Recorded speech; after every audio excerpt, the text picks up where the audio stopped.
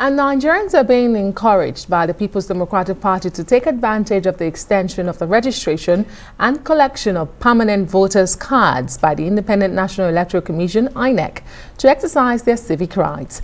Well, the leaders of the main opposition party are urging Nigerians, especially young people, to get their PVCs and be prepared to unseat the ruling or governing All Progressives Congress. Most of our youth have today been idle. What is the cause? Bad governance. How do you change that? Go get your PVC. Get your PVC, vote wisely. 2, get your PVC. Elections are not won on your phone or in the social media, but at the ballot. 3, get your PVC. Do not believe the lie that your votes don't count. There will be no political campaigns or vote buying if truly your vote don't count. 4, go for your PVC.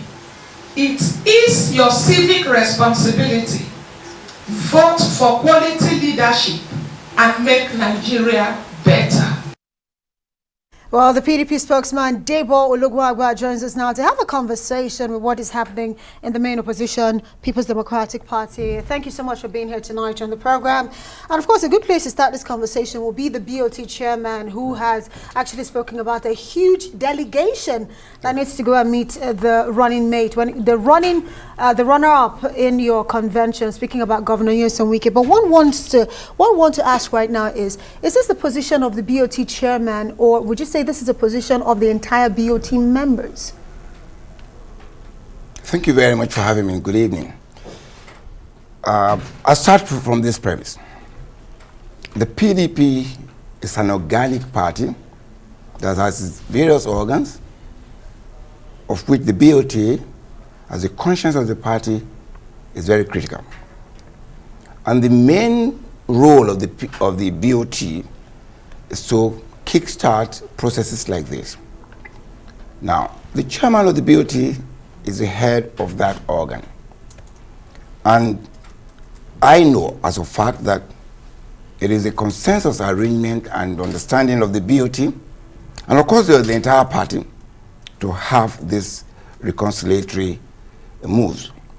Again, because we're an organic party that has processes, that has organs, the PDP has what I call a robust differences resolution mechanism inbuilt in the system, in the constitution, in the practices of the party. And that in situations like this, the party comes alive and ensure that reconciliation takes place, and ensure that committees are set up to ensure that differences are taken care of. And this is just not the first time. You recall, when this NWC came on board, we had challenges in Ekiti and Osun State chapters. And the party, in its wisdom as usual, going by its democratic principles and tenets, set up a committee of 24 men, made up of the NWC, the Board of Trustees, former governors, and governors from, and of course, the National Assembly leadership. Okay. To look into those issues. So it's consistent in our character, in ensuring that we look at our issues using the instrumentality of the organs of the party. And there are people who will disagree with you, including members of your own party. In recent times, you've disregarded your own constitution on zoning. You talked about processes, and I'm glad you brought that up, because just in a couple of hours, we've seen former Governor Jan release a statement on this issue as well. And he talked about the party disregard for processes.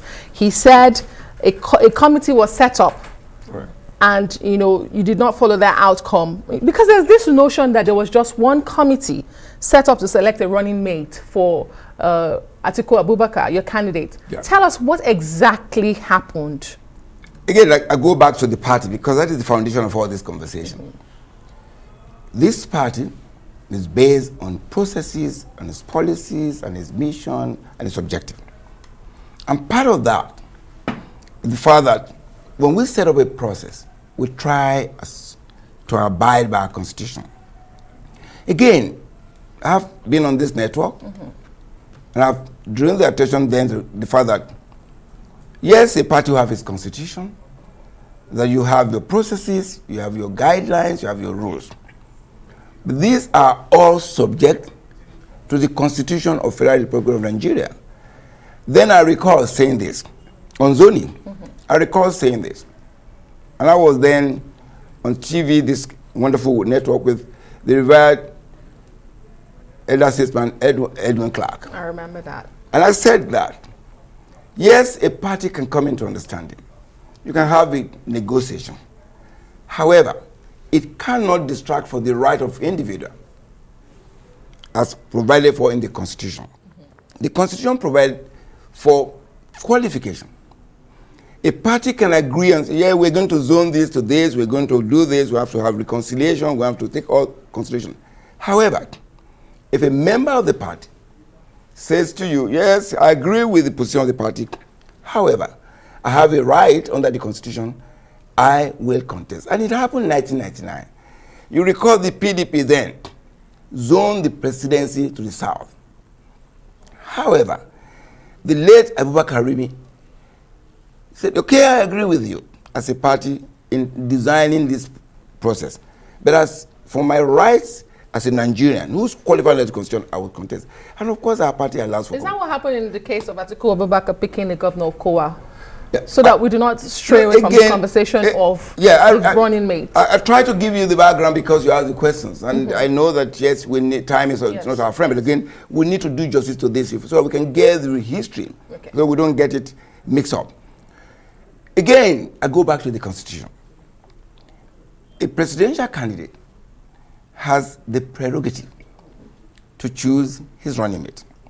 Now, consistent with the PDP, which is the People's Democratic Party, we believe in consultation and reaching out to every angle and to every stakeholder. What we did was that in the wisdom of the president candidate, he requested input from the party. And consistent with our own idea of reaching out to every member and every segment of the party, we constituted another committee to reach out to the BOT, former governors, governors forum, National Assembly, and they came together. And then they recommended, because it was advisory. That committee was advisory. Okay. And that is the word, that's the qualifying word. And they advised, providing 3 names.